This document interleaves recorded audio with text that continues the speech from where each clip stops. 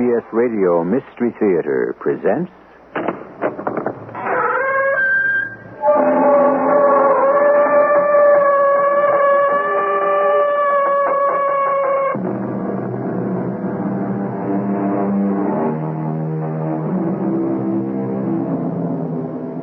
Come in. Welcome. I'm E.G. Marshall. The soul is imperishable, and so is its every fragment. Every delight makes its mark upon it.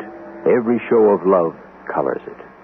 Each pleasure leaves an impression. Likewise, all wounds, all shocks, even small cuts, scratches, and abrasions, all are preserved in the cracks and crannies of the human spirit. The story we're about to bring you is the story of one woman's spirit and its hidden places. Just for a second there, I thought I saw him. Who? He was swimming toward me. Who was it you saw? Larry? Or was it John? Which? Or was it somebody else entirely? Who was it?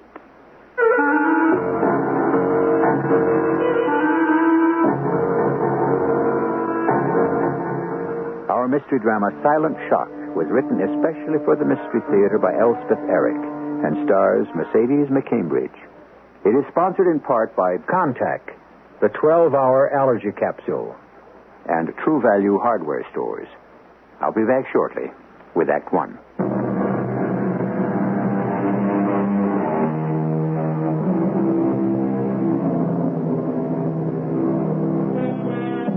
No tiniest fraction of a life is lost completely. No slightest sensation, no vagrant thought, no dart of feeling, no flutter of desire dies until the life is finished forever.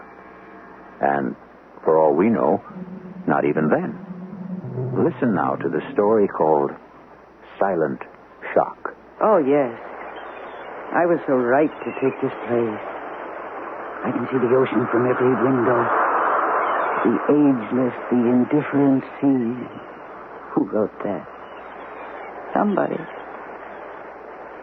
The crashing of the waves on the shore, like tumbrils ricketing down old cobblestones. Hey there, that's not a bad line. Where's my notebook? Here it is. And pencil. Now, waves like ancient tumbrils. Oh, no. It's no good.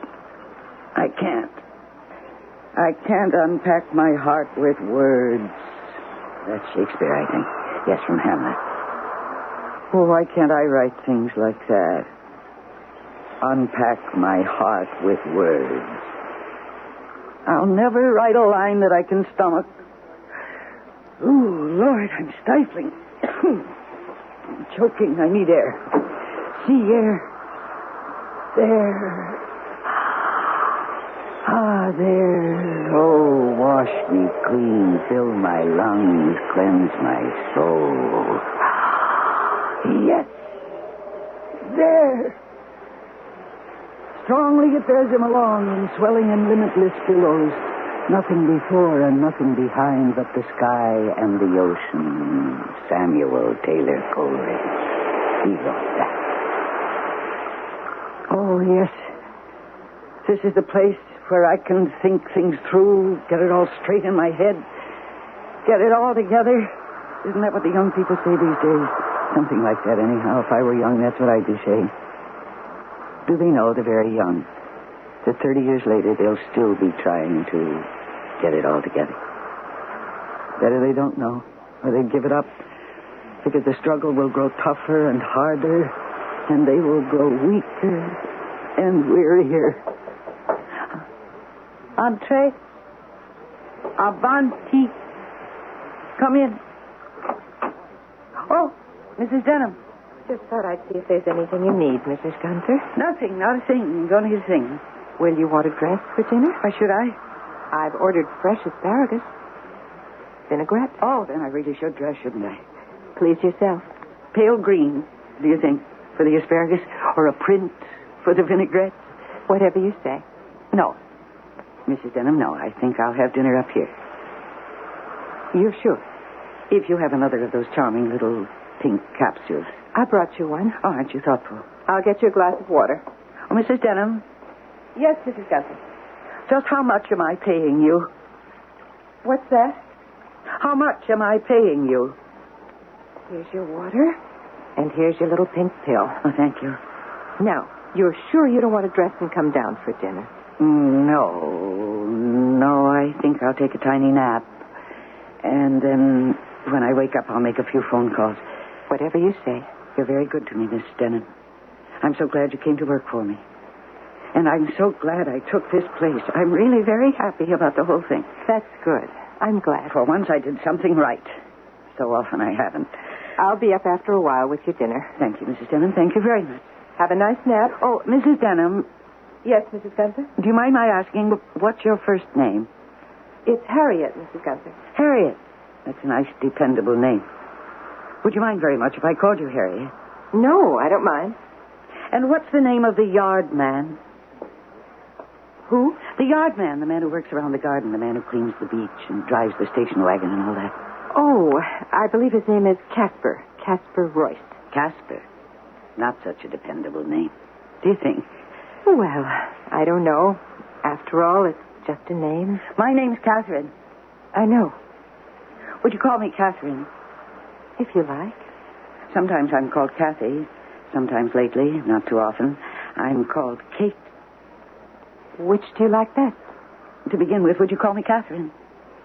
I know it isn't strictly proper for an employer and an employee to be on first-name basis, but, would you? Of course, if that's what you'd like. Thank you, Harriet. You're welcome. Catherine? Rest well, Catherine. Thank you, Harriet. The gaudy, blabbing, and resourceful day is crept into the bosom of the sea.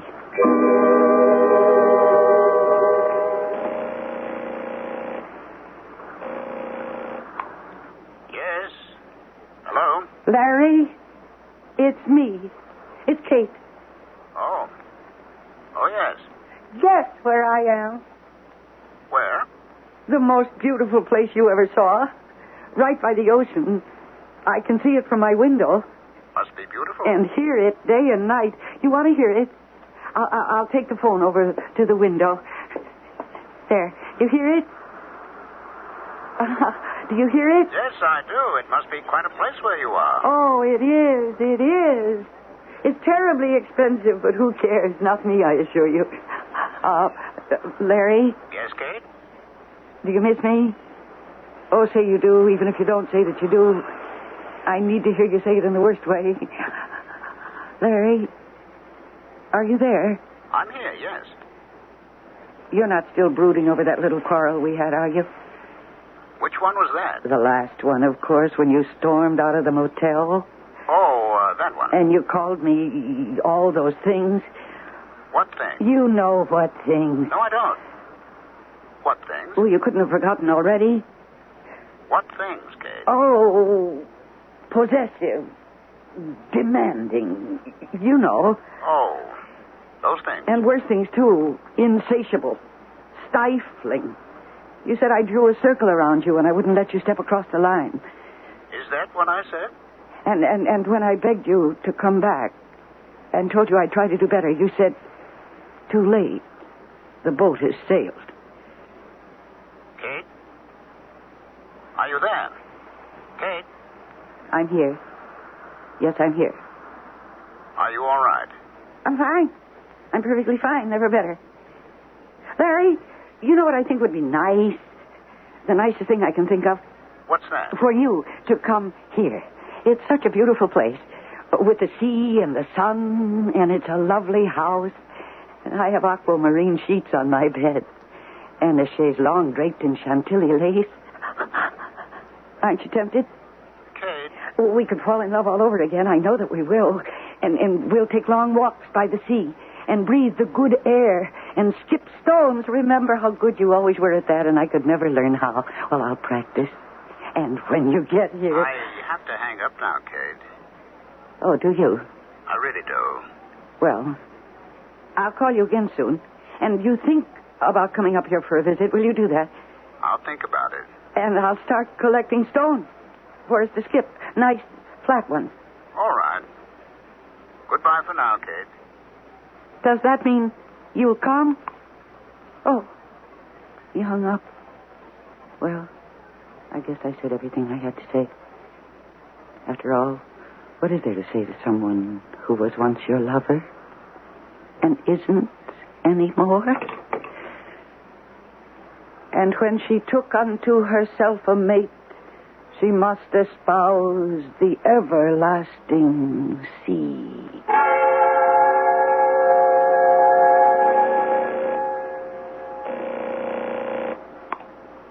Hello? John, is that you? Hello? This is Kathy, John. Oh, Kathy. How are you, Kathy? Fine, I'm just fine. That's good. How are you? Fine.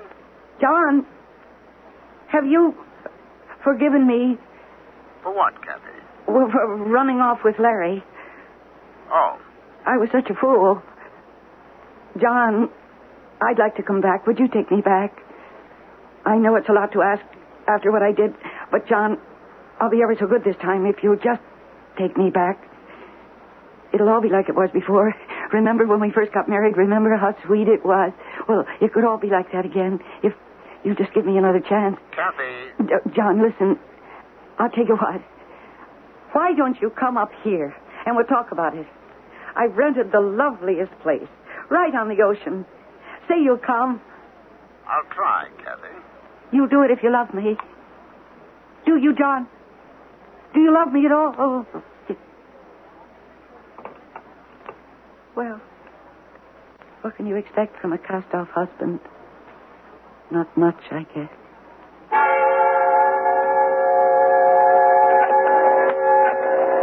Father, be there, please.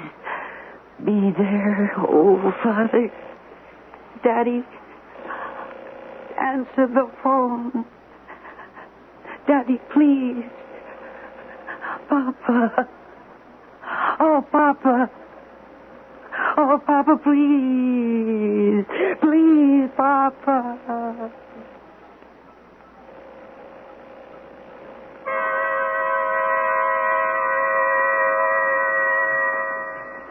There's more asparagus. I'll have some. She asked me to call her by her first name. Well, that's all right. She wanted to call me Harriet. I said, fine, sure. Go ahead. No harm in it. Well, that's what I figured. One thing bothers me. What's that? The telephone. I'd like to take it out.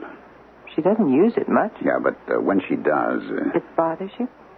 Well, it's not that it bothers me. It's just that I can't be absolutely sure of answering it myself. No, I suppose you can't.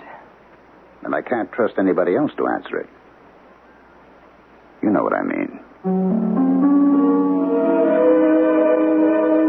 Ships that pass in the night and speak each other in passing.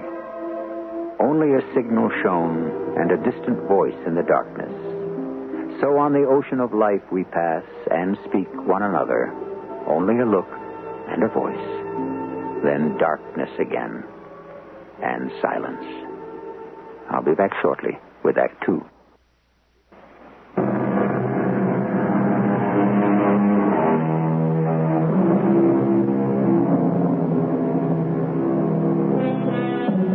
In Act 1, you were introduced to 3 people inside a house and 2 voices on a telephone. Between those inside and those outside, all during our intermission, the implacable sea has never ceased to throb. Listen now to the second act of Silent Shock. La, la, la, la, la, la, la. Morning, Mrs. Gunter. Oh. Hey, nice morning. Are you Casper? Casper Royce. Yes, ma'am. Oh, you don't remember me, do you, from before? Before what? Oh, never mind. Just before. I'll be perfectly frank with you, Casper. I don't even remember hiring you. But I guess I did. Yes, ma'am. Yeah. What you got there? This? Oh, this It's just a pile of stone. Flat stones, stones for skipping. You know, like this. Only, I can't do it. Oh, it's all in the way you hold it.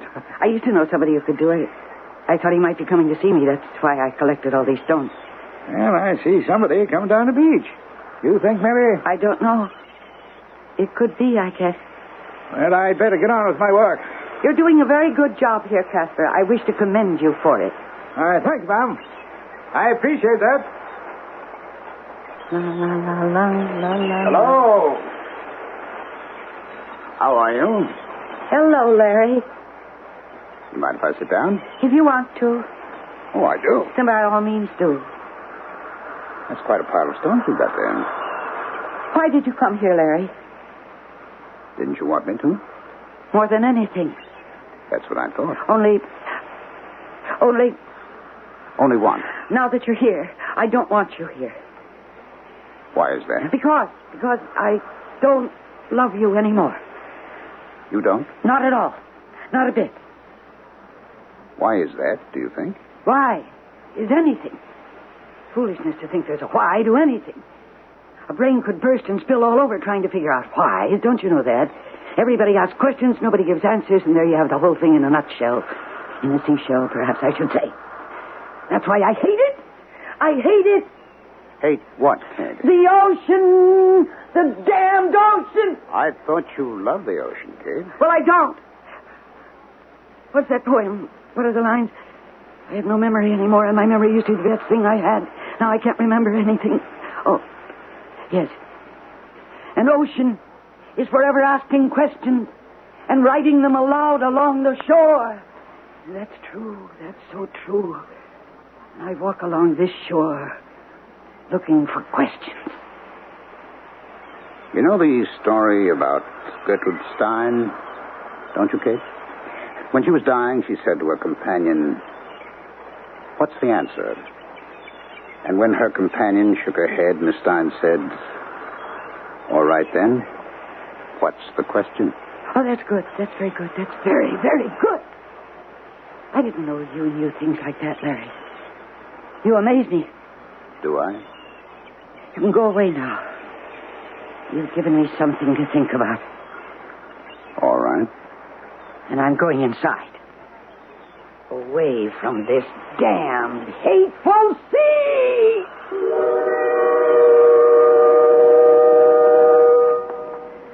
Any progress? I think so. Some. She came in for lunch. Where is she now? Back on the beach again. Can't stay away. Tell me something. Do you really think it's worth it? Oh, yes. Definitely. Yes. Taking such a long time, such a lot of work. That's all right. And lately, such expense. Never mind. It's all going to be worth it. The rewards will be tremendous. So just hang in there, Harriet.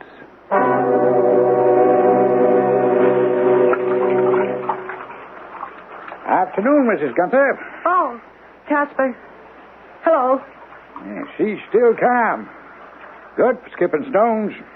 Oh, I don't care about those anymore. You want me to clear them away? No, leave them. The sea will take them eventually. The sea takes everything eventually, so just leave them there. You enjoy wading in the ocean? I like it. Anyway, it's something to do. You ever go swimming? Oh, no. No, I can't swim. Nobody ever taught me. Not hard to learn. Not if you're young, maybe. I didn't learn till I was 50. And I'm pretty good at it. Really? You mean that? Oh, I could probably teach you if you'd care to try. Well, I don't know. I'm afraid of the ocean. Nice calm day like this one. Nothing to be afraid of. It's funny, just this morning, I thought I hated the ocean. But I can't stay away from it. Don't you think that's peculiar? Oh, I don't know if it is. Do you know Lord Byron's poem? I don't know any lords, and I don't know much about poetry either. Lord Byron was an Englishman, 18th century. His real name was George Noble Gordon. What's the poem? And I have loved thee, ocean, and my joy of youthful sports was on thy breast, to be borne like the bubbles onward. From a boy I wantoned with thy breakers, and trusted to thy billows far and near. and laid my hand upon thy mane, as I do here. Eh? That's very nice. And laid my hand upon thy mane. Imagine writing that. Imagine seeing the ocean like a great imperious lion, so regal, so indifferent, so... Imagine being so talented you could see that and write it down. Oh, Lord. You all right, Mrs. Gunter? Why can't I write something like that? It isn't fair. It isn't right. What's the matter with me? Nothing's the matter with you, Mrs. Gunter. I didn't mean to upset you, Casper. You didn't upset me. You upset yourself. Well, whatever. You go on about your work. I'll play around in the water for a while longer. All right, Mrs. Gunter. Don't go out where it's too deep. I won't.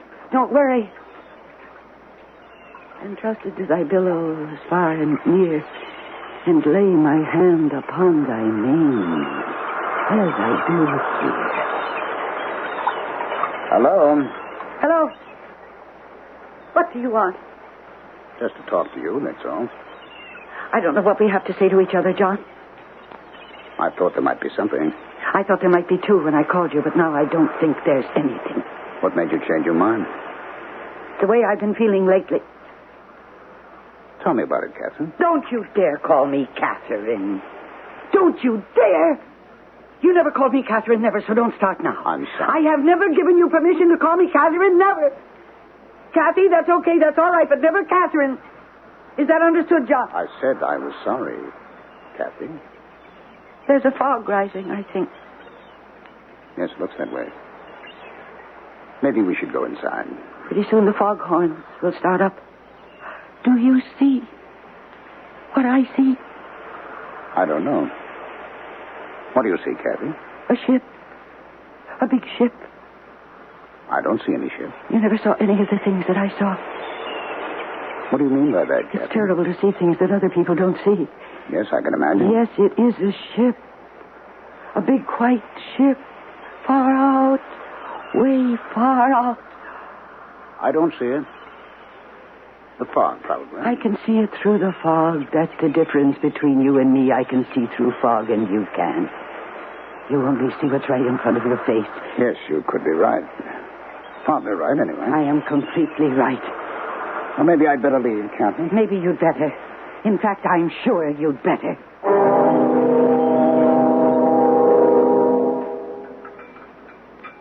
She's still out there. I know she is, Harriet. I thought she'd come in for dinner. Couldn't I go get her? Leave her alone. It'll be dark in a few minutes. It's getting chilly. There's a fog coming up. Don't you think No, so? I do not think. Just leave her alone. I hope you know what you're doing. I hope so, too. Because she certainly doesn't know what she's doing. Don't be too sure of that. You mean she does? In a way. In a way. Just leave her alone.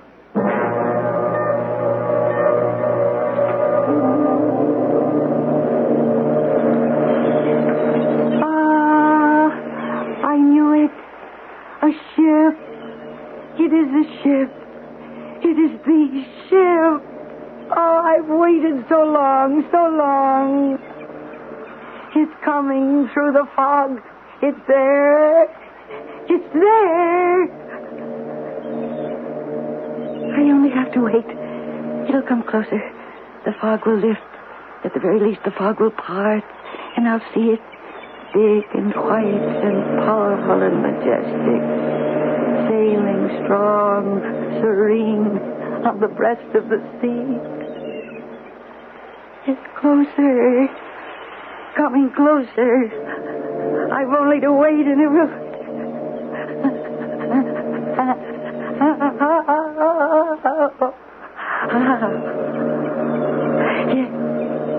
Yes, it's coming in. It's coming into me. It's coming straight to me. To my arms. Straight to my arms. Oh, beautiful. Father, I'm here. I'm here. Father, I'm right here.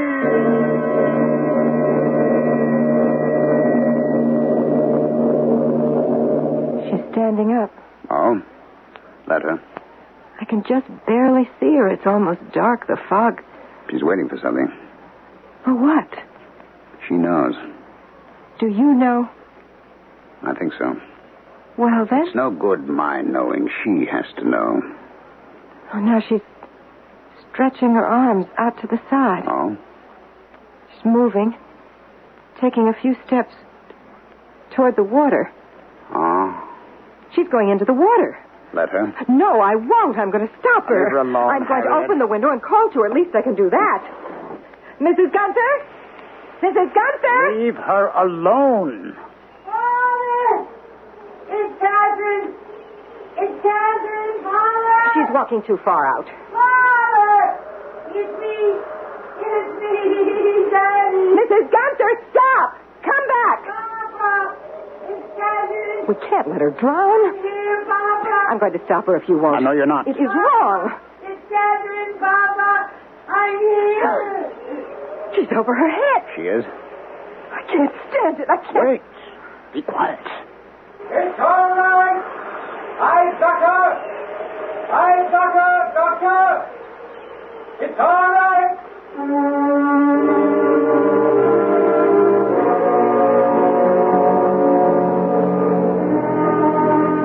Probably no writer in English knew the sea better than Joseph Conrad. Yet, these are his words.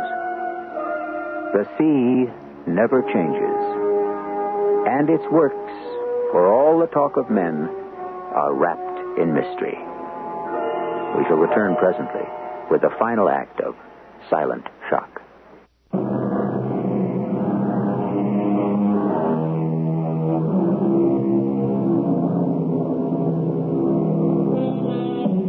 When we left you at the close of our second act, it is with some words of Joseph Conrad.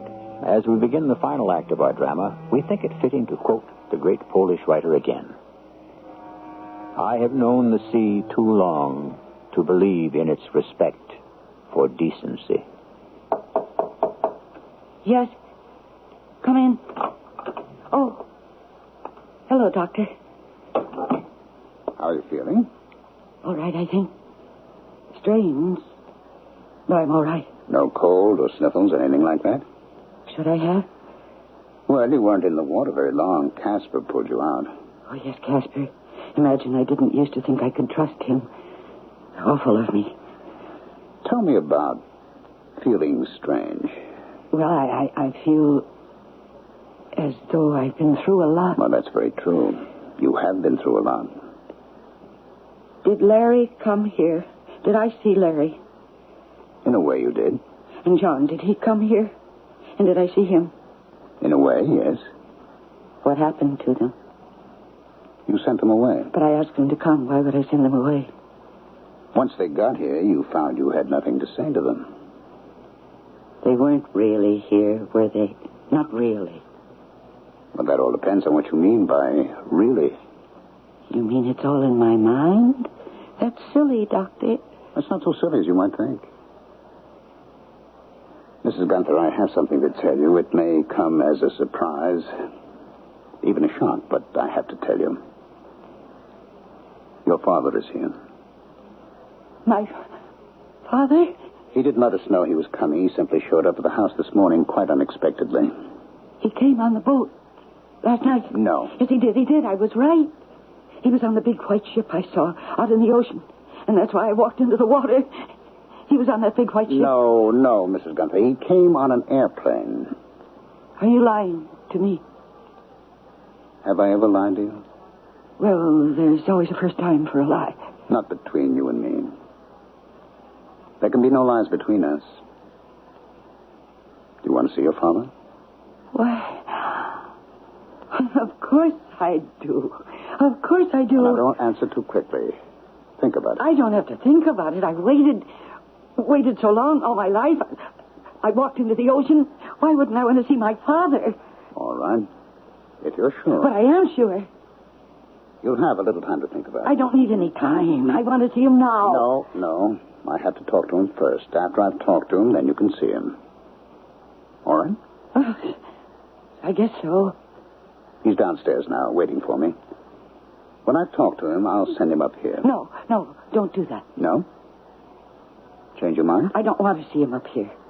Tell him I'll be down by the ocean. Tell him to come down there. If that's the way you want it. That's the way I want it. By the edge of the sea. Tell him I'll be waiting. I'll tell him. Oh, Mrs. Gunther, you like poetry, don't you? Poetry is my passion. Then let me quote you something from Catullus. The Roman poet. Yes. Catullus wrote in one of his most beautiful odes, I hate and I love.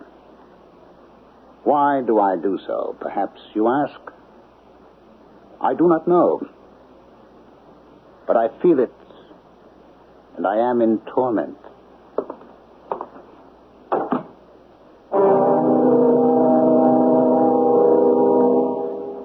Where is he? He knows I'm waiting.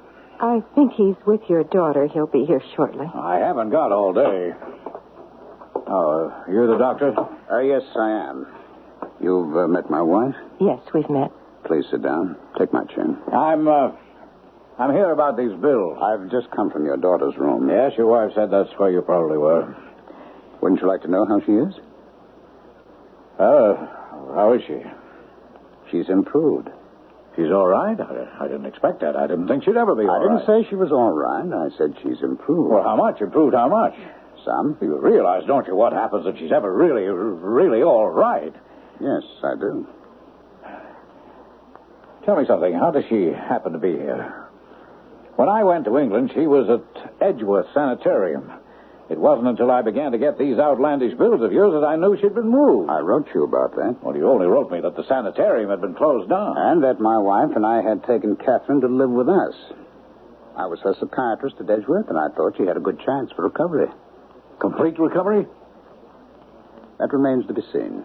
But I thought when she came here that it was just a temporary thing. I trusted you to take care of everything. The other patients at Edgeworth went home to their families or institutionalized elsewhere by their families. When we looked about for Catherine's family, where were you? Well, I was in England, you know that, in London. I moved my business there after, well, you know. You know everything that happened, I'm quite sure. Well, that was 15 years ago. You stayed in London for 15 years. No one's heard anything from you in all that time. Unless you call a monthly check, hearing from you. And for the last few months, we haven't even had a check. Well, because your bills got idiotically exorbitant. Look here, look at this. $1,000 for the services of a man named Casper Royce. There was never any charge like that when she was at Edgeworth. What could a man do to earn $1,000 a month? Well, for one thing, he could save your daughter's life. We brought Casper here from Edgeworth. He's a good man, and he developed a fondness for Catherine. As we had. He was assigned to keep an eye on her at all times. And last night, he rescued her from the sea. She tried to drown herself? She tried to find you. Oh, forgive me, Doctor. I'm not up on all this psychiatric mumbo-jumbo. I'm a simple man. Now, let me try and make it a little clearer for you. The last time your daughter saw you was from a pier in the harbor. You were on a large white ship. She waved you. I suppose you waved back. I hope you did. And the ship sailed. She never saw you again. Well, I couldn't stay here. You know that. The scandal, the publicity. I'd have gone out of my mind. The way your daughter went out of hers? Well, she was already unhinged. Unstable. Yes. Highly neurotic, yes. But not quite mad. At Edgeworth, she was obsessively interested in poetry of all kinds. Even tried some herself, but most especially, she was interested in poems about the sea. She copied them down, memorized them. She still does. And recites them, too. It became clearer and clearer that she was waiting for you to come back in a big white ship from across the sea. And last night she thought she saw such a ship, and she went out to meet it. Isn't it strange that the morning after she did that, you made your appearance? Oh, I came by plane. Yes, well, that's a petty detail, don't you think? The heart of the matter is that she knew you had come back. The man she'd waited for so long had come back. The man she'd loved all her life had come back. Now, Doctor, you're not trying to tell me she sensed something, had an intuition, some kind of telepathic communication. I wouldn't try to tell you anything. As you say, you're a simple man. But I wouldn't want you to think that she didn't see other men before you came. Actually, just yesterday, she saw her husband. Talk to him. Saw John? Talk to John? That's impossible. I happen to know John's in Bangkok. He got married about 10 or 12 I didn't years say ago. he was here. I said she saw him. Talk to him. Well, if he wasn't here, how could she talk to me? She thought you were John? In psychoanalysis, the doctor's always a surrogate, a substitute, a stand-in for someone else. We never quite know how the patient sees us. If the patient ever sees us at all as we really are, as anything but some familiar figure from the troubled past. That's the way your daughter sees me from time to time. Well, yesterday she saw me not only as John, once her husband, but as Larry, once her lover. Larry? Larry's dead. Yes, Larry's dead. He's been dead for 15 years. I know. She shot him. She shot him dead in the middle of a quarrel. I know all that. Well, if she ever gets out of here, and if she's ever declared sane, good Lord, she'll have to stand trial. Do you realize that? She'll be dragged into court to stand trial for murder. I realize that. And you can't let that happen. I can't. Would you? Yes, I would. Peace of mind, emotional equilibrium are worth everything. Everything. I believe that. I believe it's worth every penny, every sacrifice, every effort. It's worth giving one's life for. I believe that, or I would not be doing what I am doing. I can't protect my patients and the other people in their lives, but I can work to protect them from themselves. And if one of them wants to walk into the ocean to meet a man, it's my duty not to just to keep her from walking too far, but to make her realize why she did such a suicidal thing. And to keep her from doing it again. Some other time, some other ocean. Some other man. Well, I don't quite grasp your point of view. I realize that, sir.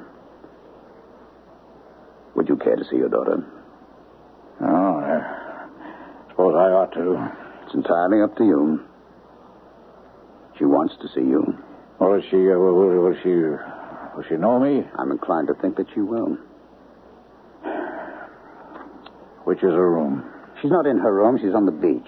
She said to tell you she'd talk to you there. Look here. You can see her from the window.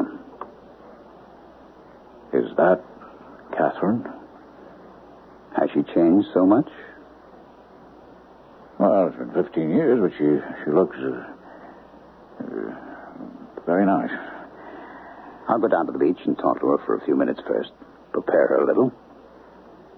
And then you follow.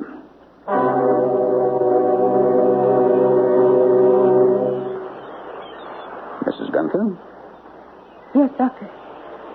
It's a beautiful day, isn't it? Where is he? He'll be along in a minute or two. That's quite a pile of stones you've collected there. Oh, these, yes. I wanted to learn how to skip them over the water, but I'm no good at it.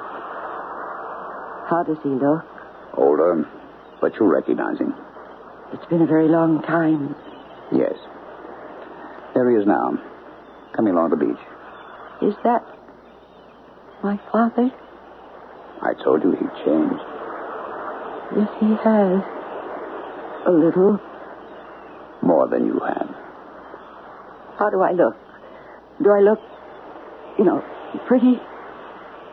Very pretty. That's good. I want him to like me. Catherine? That's my father. That's Daddy.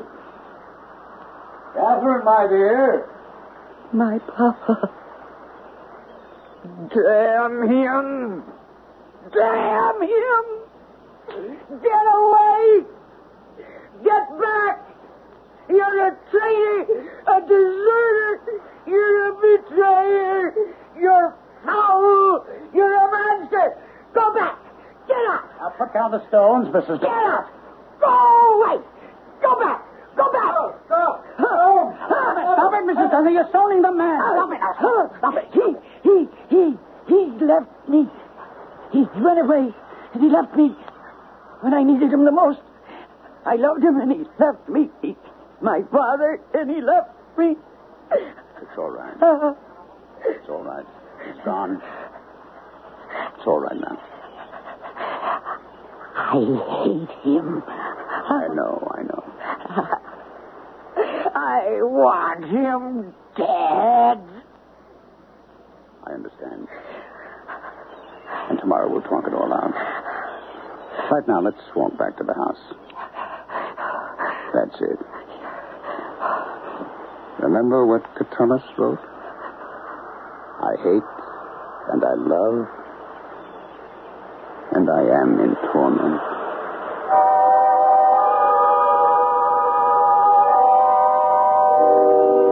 So the final word is by a Roman poet named Catullus, who lived in Sirmione, a peninsula stretching out into the beautiful Italian lake called Garda. These days we speak of ambivalence and sound very learned when we do so. But the torment is the same now as it was then, in the first century before the birth of Christ. And who knows how long before that. We suspect to the start of civilization. I'll be back shortly.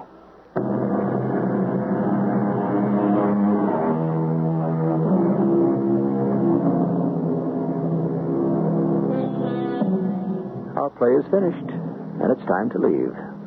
In perpetuum frater ave atque ballet. Those, too, are the words of Catullus, but in the original Latin, and they translate, forever, brother, hail and farewell. But we can alter them slightly for the purposes of our little show.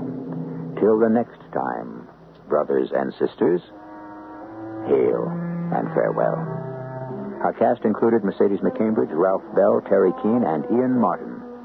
The entire production was under the direction of Hyman Brown. This is E.G. Marshall inviting you to return to our Mystery Theater for another adventure in the macabre. Until next time, pleasant dreams.